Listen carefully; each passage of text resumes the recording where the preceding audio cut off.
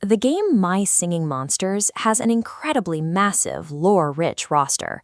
With hundreds of distinct musical creatures to collect, it's completely natural to look at that grid and wonder which one actually represents you. But if you go looking for an official answer inside the game, you'll hit a wall. Big Blue Bubble hasn't built a definitive personality assessment into the core mechanics. Nature abhors a vacuum, and the player base stepped in to fill it, building a sprawling, chaotic web of unofficial assessments to figure it out themselves. This diagram shows the 3 divergent paths you can take right now. The central node of Who Are You fractures into 3 main options: the official developer quiz, the rigorous fandom wiki, and the YouTube meme tier lists. Choosing the wrong path wastes your time. You might take a quiz only to end up with an identity that completely contradicts how you actually play or interact with the game. To figure out which tool you should actually use, we need to decode the specific mechanics of these 3 primary frameworks.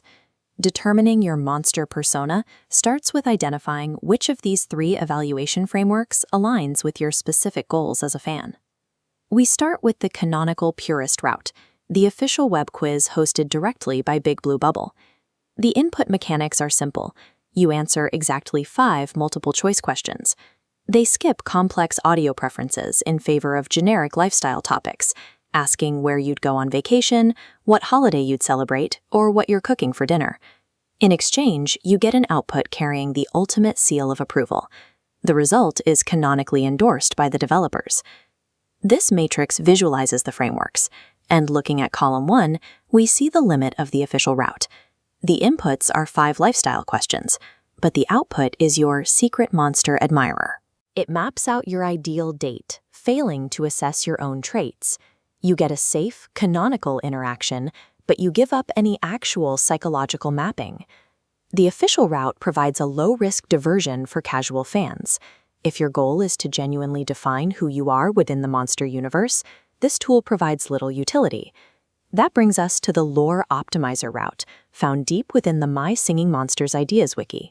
The input mechanism here requires manual navigation through a multi-tiered branching logic system, opening and closing expanding tables to trace your specific path. It demands specific, game-accurate variables.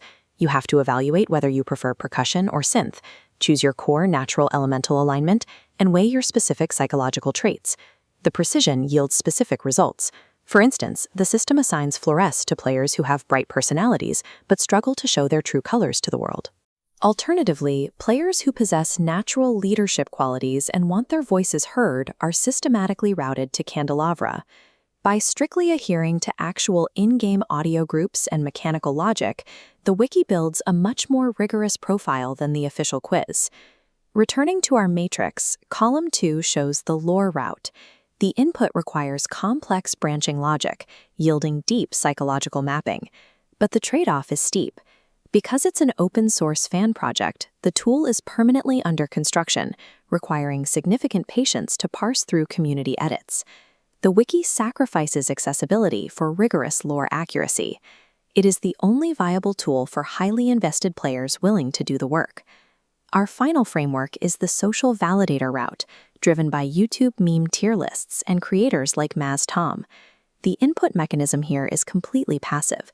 You don't answer questions, you simply bring your pre-existing favorite monster to the video to be judged. The output is an instant assignment of social status and community clout. Creators use subjective rating scales, sorting viewers into arbitrary categories. Bring a mammoth, and you're labeled superior. Bring a plant webox, and you're deemed weird.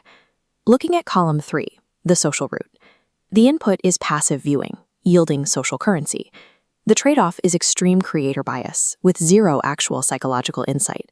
You're at the mercy of community inside jokes. If your favorite monster happens to be the Dipsters, the video diagnostic simply labels you a psychopath. Direct.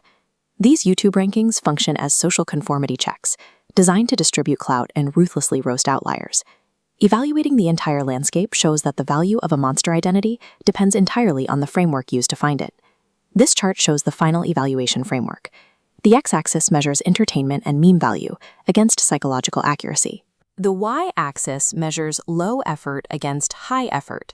To choose your route, you have to decide what currency you want to spend, your time or your ego.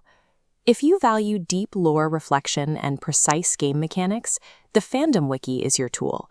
The Fandom Wiki plots directly into the high-effort, high psychological accuracy quadrant. The cost here is literal time. You will spend 15 minutes clicking through tables to earn a definitive answer.